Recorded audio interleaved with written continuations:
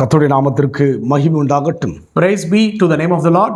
கர்த்தராகிய இயேசு கிறிஸ்துவின் கிருபையோடும் With the grace of our Lord Jesus Christ, பரிசுத்த ஆவியுடைய பிரசன்னத்தோடும் with the presence of the Holy Spirit, உங்களை சந்திப்பதில் நாங்கள் மிகுந்த மகிழ்ச்சி அடைகின்றோம். to meeting you, we are so glad today. விசேஷமாக Especially இந்த வாரம் முழுமையாக this entire week, எங்கள் திருச்சபையிலே சிறு பிள்ளைகளுடைய ஊழியம் நடக்கின்றது. VBS we have a vacational Bible classes going to held this week.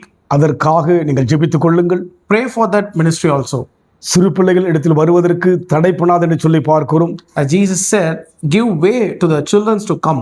சிறு பிள்ளைகளை தேவன் நேசிக்கின்றவராய் இருக்கிறார். God loves every child in your family. அதனால் இந்த ஊழியத்துக்காய் ஜெபித்துக் கொள்ளுங்கள். So pray for this children's Bible vacation ministry. பிள்ளைகள் வாழ்விலே ஒரு மாற்றம் வர வேண்டும்.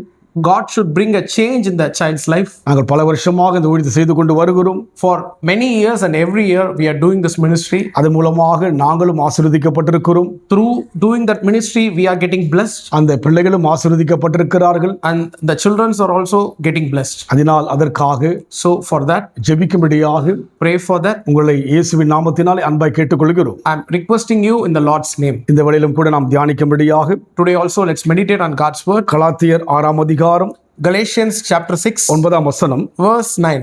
நன்மை செய்கிறதில் சோர்ந்து போகாமல் இருப்போமாக, நாம் தளர்ந்து போகாதிருந்தால் ஏற்ற காலத்தில் அறுப்போம். And let us not be weary in well doing, for in due season we shall reap if we faint not. நன்மை செய்கிறதில் சோர்ந்து போகாமல் இருப்போமாக.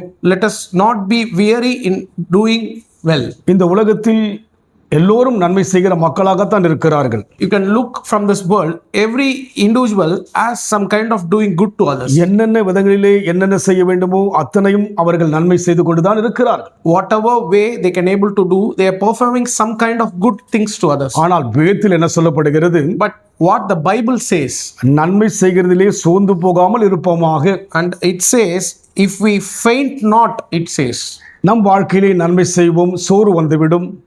we'll do a good thing, and after a particular time we will be getting weary. நன்மை செய்கிற மக்கள், நன்மை பெறுகிற மக்களுடைய வாழ்க்கையிலே ஒரு மாற்றம் வந்துவிட்டால், நமக்குள்ளே ஒரு விரோதம் வந்துவிட்டால், அந்த நன்மை நாம் தொடர்ந்து செய்ய மாட்டோம். When we have some kind of enmity or some kind of bitterness with others, we will stop that doing good to others. ஆனால் வேதம் சொல்கிறது, But Bible says, நன்மை செய்கிறதிலே சோர்ந்து போகாம இருங்க என்று சொல்லி. let us not be weary in doing good. இயேசு கிறிஸ்து அப்படித்தான் இருந்தார். Jesus lived such a life. நன்மை செய்கிறாகவே சுற்றி திரிந்தார். He lived a life where he went and do good to every people. எல்லோருக்கும் நன்மை செய்தார். He did good to all the people. விரோதித்த மக்களுக்கு கூட நன்மை செய்தார். Even the people who are against him, he did good to them. ஏனென்றால் நம் தேவன், Our God is. வேதம் சொல்கிறது, Bible says, தேவன் இங்கே மழையை நல்லவர்கள் மீதும் தீயோர் மீதும் மழையை வர்ஷிக்க பண்ண சொல்லி பார்க்கிறோம். you can look from a Bible verse, it says, God showers his rain and daylight on every people of this world. மழை என்பது ஒரு நன்மை. When you look at the rain, means it is good. தேவையான பூமிக்குரிய மழை என்பது மிகுந்த நன்மைக்குரியது. The rain which gives an harvest, it is good.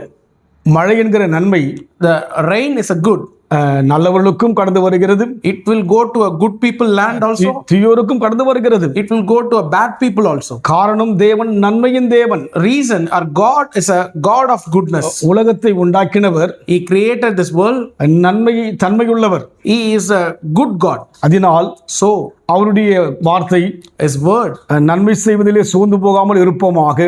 let us not be weary in doing good. இது நம் வாழ்க்கையில் மிக அவசியமாக இருக்கிறது. This is very important in Christian life. நன்மையை தொடர்ந்து செய்வோம். Let us do good continually. அப்படி தொடர்ந்து செய்கின்ற போது When we do according to it, நாம் தளர்ந்து போகாதிருந்தால், if we faint not, நாம் தளர்ந்து போகவே கூடாது. we should never get tired or faint of that. சலித்து விடக்கூடாது. We should never get discouraged. வேண்டாம் என்று அவளை வெறுத்து விடக்கூடாது. We should never separate us. நன்மை செய்வோம். We should do good. ஏற்ற காலத்திலே In due season, நாம் செய்த நன்மைகளுக்கு whatever we did, மேன்மைகள் உண்டு.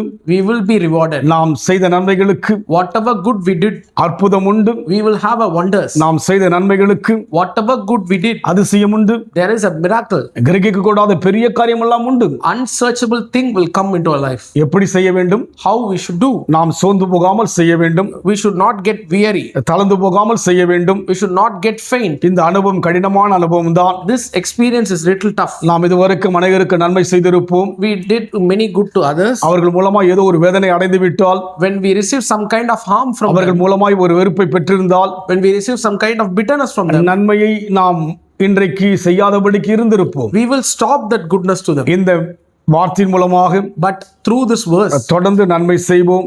it is instructing us to do வேதனைப்படுத்தின continually. அவளுக்கு நன்மை செய்வோம். The one which harmed us, do good to them. துக்கப்படுத்தின அவளுக்கு நன்மை செய்வோம். The one who mocked us, do good to them. இயேசுவின் தன்மை அதுதான். That is the nature of தேவனுடைய Jesus. தன்மை அதுதான். That is the nature of God. நாம் தேவ ஜனங்கள் அல்லவா? We are God's people. நமக்குள்ளே அந்த தன்மை வர வேண்டும் அல்லவா? We should have such kind of goodness. நமக்குள்ளே அந்த எண்ணம் வர வேண்டும் அல்லவா? We should have that kind of mind. அந்த அனுபவத்தில் போக And that experience, நம்ம ஒப்பு கொடுப்போம். let's surrender today. வேதம் என்ன சொல்கிறதோ What the Bible says, அதையெல்லாம் நாம் செய்கின்ற போது when we do according to it, நம் வாழ்க்கையிலே in our life, நன்மையும் கிருபையும் தொடர்ந்து வரும். all the goodness and mercy will continue ஒருவரும் in அதை our life. தடை செய்ய முடியாது. Nothing will stop that. தளர்ந்து போகாமல் செய்வோம் என்று சொன்னால், Let's not be getting faint in what doing. ஏற்ற காலத்திலே வெற்றியே இருப்போம். In due season, we will be victorious. ஏற்ற காலத்திலே மேன்மை அடைவோம். We will be lifted high in the due season. நமக்கென்று ஒரு காலத்தை வைத்திருக்கிறார். God has appointed a time for us. நமக்கென்று ஒரு நேரத்தை வைத்திருக்கிறார். God has fixed a time for us. அதற்கு தயவு செய்யும் காலமும்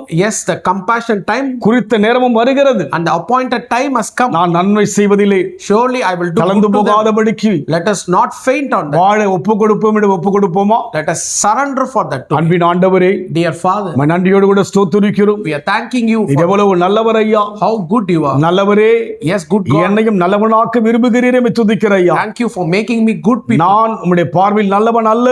Lord, I am not good in your நான் sight. அநேகர் பார்வையில் நல்லவன் அல்லாதது போல் இருக்கிறேன். But for many people, I am not good. ஆனால் என்னை நல்லவனாக்க விரும்புகிறீரே.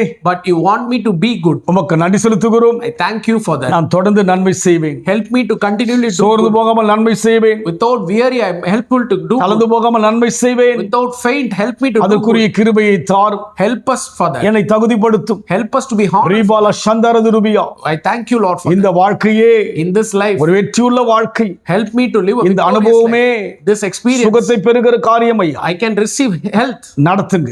Lead us. இயேசுவின் நாமத்தில் பிதாவே. In Jesus' name I pray. கர்த்தர் ஆசீர்வதிப்பாராக. God bless you.